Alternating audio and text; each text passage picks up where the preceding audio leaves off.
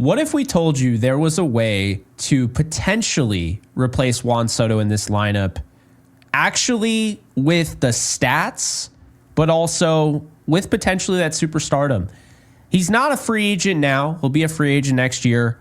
But Kyle Tucker of the Houston Astros is a player that I don't only think that they should go after, I think they need to go after. And I know Gary agrees with me. Before we dive into it, be sure to like, subscribe, and comment.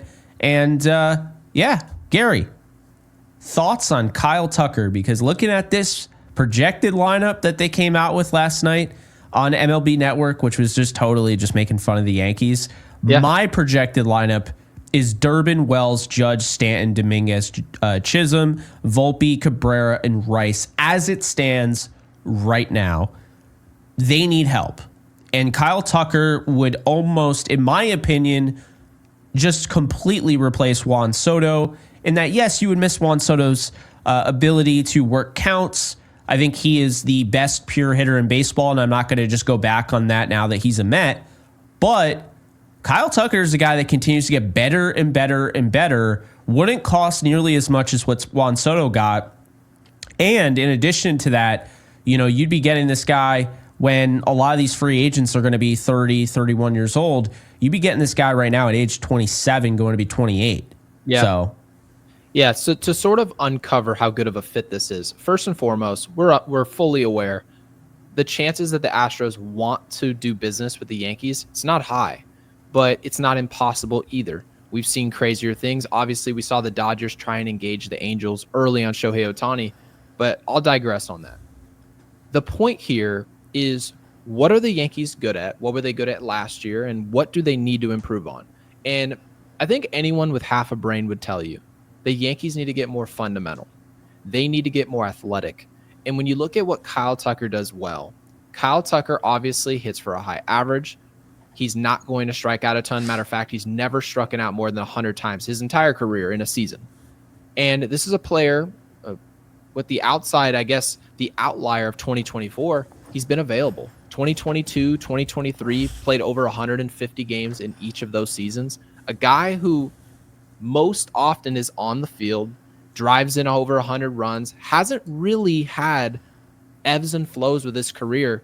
You sort of look at his numbers and say, you know what you're going to get. You're going to get a guy who's going to hit 284, 285. And those power numbers, I think, are a bit surprising to most people who are not familiar with Kyle Tucker. I know he plays for the Houston Astros. They've been a part of pennant races multiple times before. We've all watched it to our expense as Yankees fans. But to see a guy who's averaging close to 30 home runs every season, those power numbers are pretty good.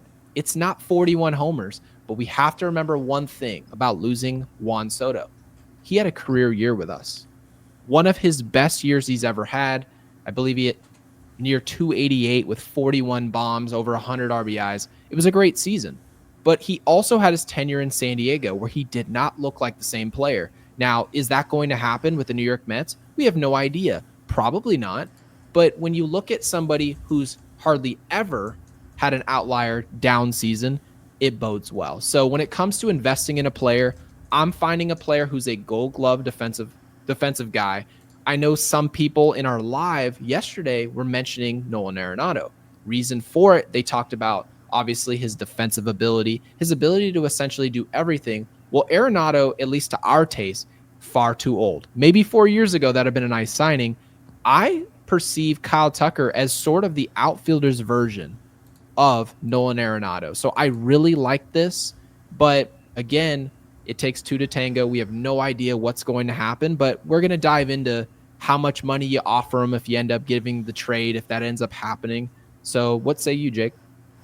Well, I'm a firm believer if you're going to make any trade for anybody, they need to be somewhat youthful right now, and they need to be able to help you on both offense and defense. And it's why Bellinger right now is a name that we believe is going to end up with the Yankees. There's a lot of interest there. Kyle Tucker rumors are starting to heat up. We're starting to see it. Braves are interested. All this stuff, right, is coming out. To me, the Yankees haven't had any sort of link to Kyle Tucker. So I think we are early on this thing. We are very early on this thing. But make no mistake about it, just like the last video when we talked about Corbin Burns, they offered over $1 billion to 3 players that did not take any of those deals. That's a lot of unallocated funds that they had planned on allocating. And so I think it's really fascinating here because Kyle Tucker, and hear me out, I understand some people are not going to like this, but he's just a better player than Juan Soto all around. Juan Soto is the better hitter. Juan Soto is the more patient hitter. Juan Soto is going to have a crazy on-base percentage. Juan Soto is the better postseason hitter. Juan Soto is a generational hitter. But when we say generational player, that is discrediting guys like Omar Vizquel, who made a name for themselves doing both, and especially a name for themselves doing what they call defense. And that's something Juan Soto really struggled with. So, Kyle Tucker, former Gold Glove winner. This is a guy that is getting better every year, Gary. I think we talked about it. He's 28 years old on January 17th, right? So he's still young, 615 hits, 125 homers, 274 average, 870 OPS for his career. But when you look since he became a starter in 2021 to now, he has 28 home runs on an average of 162 games, his average per 162, 28 home runs, 280 average, 362 on base, and 888 on base percentage, or on base plus slugging, 111 RBIs, 25 stolen bases, 3-time All-Star, Gold Glove, Silver Slugger. This guy is a well-rounded package that is a left-handed bat. So that short porch in right field, they have a short porch at Minute Maid. Yeah, I think it's 325. So, but it's also, that's left field as well. So yeah, it's not like it's a bomb to hit it out to right field in Houston either. And you're definitely right on the dimensions. But hitting a home run to right field at Yankee Stadium is far easier to do. And those power numbers you would expect to go up. We expected them to rise for Juan Soto. It did exactly that. And the value there did translate. Absolutely. Now, I think a lot of people are probably wondering, why exactly should the Yankees make a trade when you can technically go acquire him for free? Well, not for free, but with Hal Steinbrenner's money, all those allocated funds, those funds that you did not pay, it could just go to Kyle Tucker next year in free agency. You don't have to give up any prospects to do it, and it could be good for the Yankees long term. I want people to remember one thing, actually two. Aaron Judge is in the middle of his prime. He needs to win now. This is a player that we need to strike while the iron's hot. Okay, that's one. And you're talking about a team in general. We don't have time to be waiting around so that Steve Cohen can become a factor again via free agency. And I know that you shouldn't operate under a sense of fear, but you also have to operate under being realistic. At some point or another, you have to say, just as many people said for George Steinbrenner 25 years ago, hey, I think this guy is going to be really hell-bent on getting this player. I don't think we're going to outrun them. People had to accommodate for the Yankees 25 years ago. We have to accommodate for the Mets. And I think in general, when you're talking about players and when they get to free agency, it's not this player that you just get to pluck and plug and play. It's a guy that you now have to get into a bidding war with. How high could this Kyle Tucker bidding war? Jake, what number, because I know we talked about, what number did you have in mind for Kyle Tucker? I think it's going to probably be around the 480 to 500 million. 480 was what you landed with. I went with 500, but it's going to be a 12-year deal, I think. And I think when you look at Tucker, the only concern is, one, the definition of insanity, doing the same thing over and over again, expecting results. I understand a lot of people are going to have pushback on that, Gary, because they just did this with Juan Soto. But this is different, because you can dictate this. See, Juan Soto made it very clear he was going to go and test the market. But I think if you offered Kyle Tucker that money right out of the gate, you could come to terms with a deal before the trade went through. And that is really, I think, Hal is never going to do what Juan Soto, that trade will never happen again. He is going to make sure they come to an agreement on a deal before they make that trade, right? Otherwise, if they don't do that, then he'll just try and get him this offseason, the next offseason, right? So he'll likely fail. That's the crazy part about it. You're likely going to fail to get the player. Because you have to remember, giving Steve him Cohen. $500 million, it's a lot of money. And then you're also not on the market. So if you're not on the market and someone gives you $500 million, it's the reason that Ronald Acuna Jr. is penciled in as an Atlanta Brave for, Yeah. you guys heard it right, $12.5 million a year. That happened because they offered the contract early. This is something that not just the Yankees, but any team that ever acquired him via trade, whether it was this season or even next, they're going to look at it and say, we potentially can get a bargain here because this is a really good player. And I almost hesitate to call him a star because people don't look at Kyle Tucker and think star. He's not exactly the sexiest player to watch. He's not going to be doing any shuffles. It's none of that. He's a guy that if he gets over to first base, he's looking to run. He's looking to take the extra base. He's looking to drive in runs with runners in scoring position. He's trying to execute, and it's not sexy. It's not this flashy brand of baseball, and it's in large part what you're selling in Juan Soto. It's the reason we wanted him back. He puts butts in the seats. Kyle Tucker is not that type of player, but he's absolutely effective. He's going to be effective for anybody. Yeah, I mean, when people were saying Jordan and Scottie Pippen, like I feel like Soto's superstar like aura, if you will, was like having, Jordan and Magic Johnson, Yeah. And Scottie Pippen was an incredible player, but Kyle Tucker's more like Scottie Pippen in that I don't think people realize just how good he was. And I don't think people realize how good Kyle Tucker is. And to be honest with you, I think I'll go as far as to say this.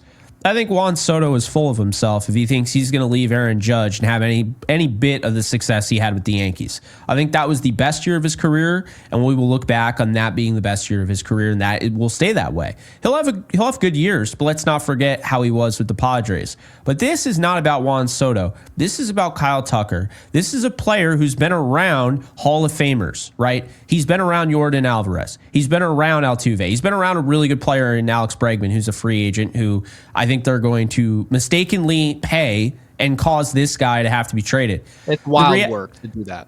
It is, but the reality is this. Kyle Tucker, and by the way, let me first start off by saying this. People say, well, why would they get rid of him? The Padres, they got rid of Soto. Why'd they do that? Padres, maybe looking back, they made the mistake of trading Soto. And the Astros, they're no different. They're just as good as the Padres were when they traded Soto. So they're an older team that has to get young, and they're aware of that. Trading away a younger player sounds bad, but if you can get assets and know that you're not going to be able to compete with Steve Cohen in the open market, Steve Cohen might be pushing this. This might be the new era of baseball. And so what I would say is that Kyle Tucker is going to be smart here. He would want to get traded to the Yankees. Who would not want to get traded and then sign? And now for the next 5 years at least, you're going to have a dominant Aaron Judge at the plate helping you. There could be a stipulation in your contract where it's like, all right, well, I have to be number 2 or I have to be the number 4 hitter. But either way, if you're connected to Aaron Judge, you are going to have career numbers. Judge has never had a bad season. Soto has. So Kyle Tucker, I think, is a really good play here. I think it's going to cost the Yankees their number 2 prospect, according to MLB.com. I know Baseball America came out with something else. But according to MLB.com right now, Gary, their number 2 prospect, Spencer Jones, George Lombard Jr., their number 3 prospect, their number 4 prospect, Roderick Arias, their number 5 prospect, Will Warren, and their number 18 prospect, Clayton Beeter. I think that gets it done. And you know what? I think if they agreed to terms on a deal that would hit at least $500 million on 12 years, I think Kyle Tucker takes that deal. And I think he says, you know what? I want to be in the Bronx. I want to play with Aaron Judge, and I want to help this team, win a World Series because I know what it takes to win. I have that pedigree. I've been with the Astros. I know what it takes to win. So you go from one guy who's won a World Series and knows what it's like to be there to another guy that's won a World Series. He caught the final out in a World Series. So yeah, they all have experience, but I'm actually going to surprise you here a little bit with my package and the reasonings for it. Because again, like I said before, the Astros don't want to do business with us. I mean, that's going to be probably the most popular comment is, why would they do business with you? Well, your answer is that you're giving them something they desperately want or need. And at this time, the Astros need something that is cost effective and controllable, but also proven enough to take that chance with the Yankees. And that player, as much as I do not want to trade this player, I talked to you just earlier about it, I actually consider just as we did with Michael King, giving up a guy who had proven he can pitch at the big league level. I'm doing that again in Luis Gil. Luis Gil has shown that he can pitch at a high level in the big leagues, but the Yankees need something that's more sustainable. They need something more reliable. They can replace him on the free agency market with Corbin Burns, to which we talked about. They can also replace him with other guys, right? Obviously, Fried is an option. They have a couple of other guys, maybe a 1 year with Bueller, some options. Right. And obviously, some of them we don't love. But Luis Gil wasn't an answer in the postseason either. We didn't exactly lean on him as an answer, but I will say Houston can look at this player and say, this is a guy, if you look at Luis Gil's numbers, he pitched to a 3.5 ERA, and he was way better in the first half of the season. First time he'd ever pitched over 30 innings in a season. You're talking about a guy, Houston is a factory at developing pitchers. Luis Gil probably is somewhat unlocked over there and has another repeat of performances like this. And then I'm also throwing a Spencer Jones in the deal. I am making sure I get this deal done because as of now, the Yankees are sort of on their back laying on the mat. This isn't the only move that they would be making. Obviously, there would be other trades they potentially could pull off, maybe a Cody Bellinger. You're talking about other moves, but Kyle Tucker would at the very least have Yankees fans feeling we have landed on our feet, and that would be a good thing. I do agree with you in that I think both trades could get done, but I do agree with you in that you could get that trade done and then you could pivot. Obviously, I wouldn't go with Fried, not for that money. But, I mean, you could even have like a Jack Flaherty, and now you have Flaherty and you get Burns, and that's different. Or you have, Burns and you go with Bueller, and that's a little different. I do think, to your point with Gil, he's a better selling piece than Michael King. He's got a Rookie of the Year award attached to him. So looking at their books and paying Lance McCullers $18 million, which is insane, and Christian Javier's over 10, they found, there are some guys that they found in the past, and, their farm system's good, so they'll recover. But right now, their books don't look great. And so if you sign Bregman, that's like the New Orleans Saints signing Alvin Kamara to that contract when right now they should just blow it up. They're very, very old. But I do think, and it would suck, but I do think there is an argument to trade Gil now, sell while, his value is as high as it's ever been.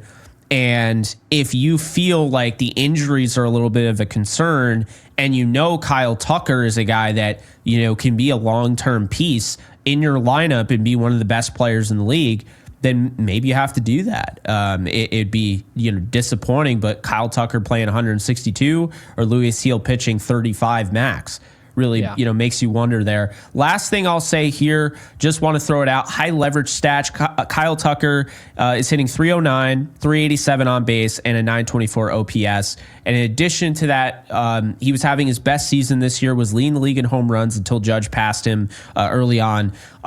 He was having the best year of his career, but he fractured his shin, which put him on IL for 3 months. So this is a guy that's gotten better and better each year, and a fluke shin injury is the only reason he didn't have 40 home runs this year. I think he'd have 40 in the Bronx. I think statistically, there just isn't that much difference between him and Soto counting stats.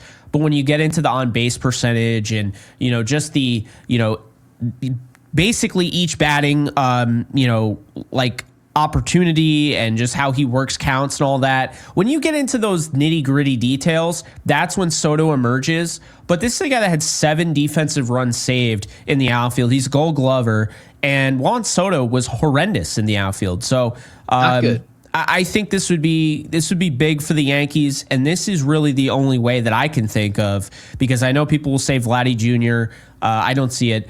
This is the only way I could think of to accurately, efficiently, and correctly replace Juan Soto. Yeah, and we don't want to trade Luis Gil just as much as anyone else probably doesn't. But the reality is, if you want a great player, and Kyle Tucker is that, great all-around player, a player who can help the Yankees become more fundamental, something everybody was complaining about, well, you need to give up something you don't want to lose because they need to want it. That's the key in all of this in the trade market. So we'll see what happens. We don't expect a trade to happen with Kyle Tucker. It's not at all what our expectations are, but we do expect the Yankees to get busy via the trade market, and we're going to be covering it. Absolutely. So keep it here for all your Yankees insight, news, analysis. We'll have the live stream later on tonight. If you are watching on Monday, we have live streams on Monday, Wednesday, and Saturday until the season starts. And then, of course, we will be doing the everyday thing that we love doing. So appreciate you guys. Be sure to check us out in those live streams. Hit the subscribe button if you haven't already and you're new here, and hit the like button if you haven't already as well. We'll see you guys soon. And like this video.